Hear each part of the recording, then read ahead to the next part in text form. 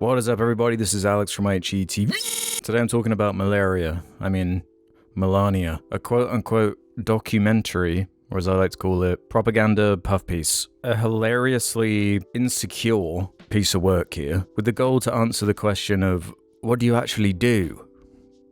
Why are you important in any way? And the documentary utterly fails at answering that question. In fact, it kind of just leaves you scratching your head, wondering if they really think people are this stupid. It has contempt for you as you're watching it, thinking you are that fucking thick, that any of the guff that is being shown to you has any meaning or legitimacy. In mere seconds, it's an utter parody of itself, with most of the runtime being hype shots to needle drops like Gimme Shelter for nearly the entire song. Then mere moments later, they start playing like Billie Jean. Completely ridiculous. She narrates a lot of the documentary herself, and her emotionless, vacuous inflection and lack of passion for anything is menacing, if anything. It just made her creepier to me. Structurally, it's pretty aimless. It's largely about the build-up to the inauguration day, where she chooses fabrics and her design for that Hunger Games tier mustache-twirling villain outfit she wore on that day, where she looked like an anime villain, or like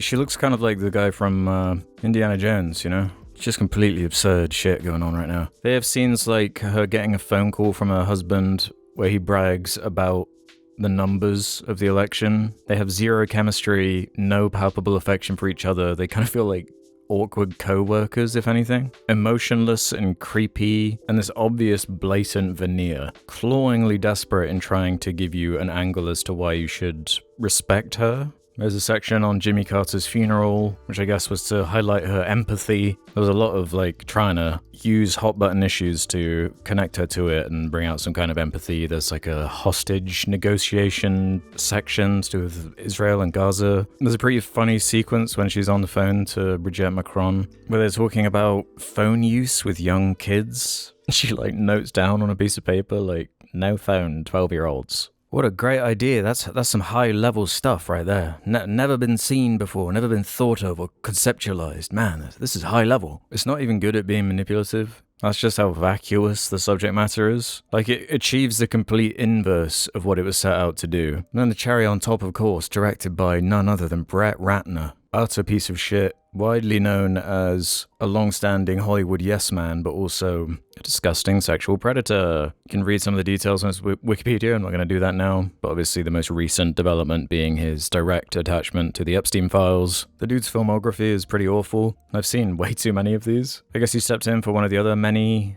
predators in Hollywood for the third X-Men film. Wait, what? He's literally friends with Netanyahu. This shit is so fucking ridiculous. And his last film before this awful documentary was The Rock's Hercules, which seems like a fake movie, but it came out and made loads of money, somehow. Oh my god, are you serious, man? It's like a celebration of predators. With the history of America and how many important, extremely qualified and educated first ladies that there have been, this is the one to get the embezzlement documentary. I kept seeing this figure being floated around, $75 million, and it's like, what?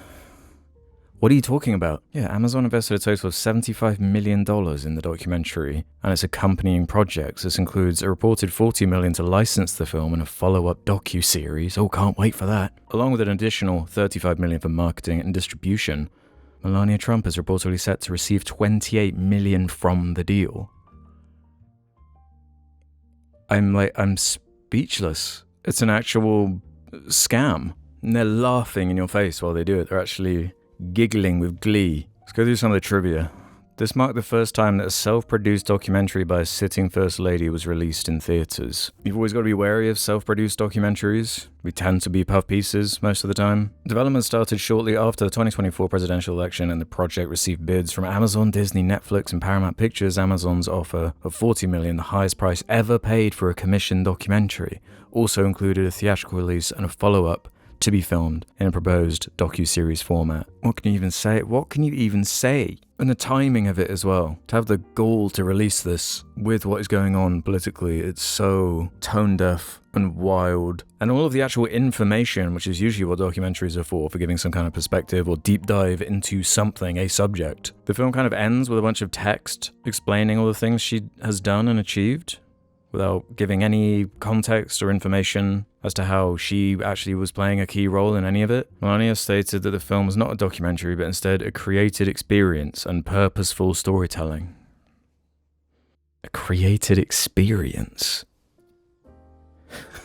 Melania held editorial control over Melania, and she was involved with the trailer, color correction, selection of music, the advertising campaign, and designed the logo. So it's like her playlist. God, it's so embarrassing. The film debuted in 3rd place at the United States and Canadian box office with over $7 million, making it the biggest debut for a non-music documentary in a decade.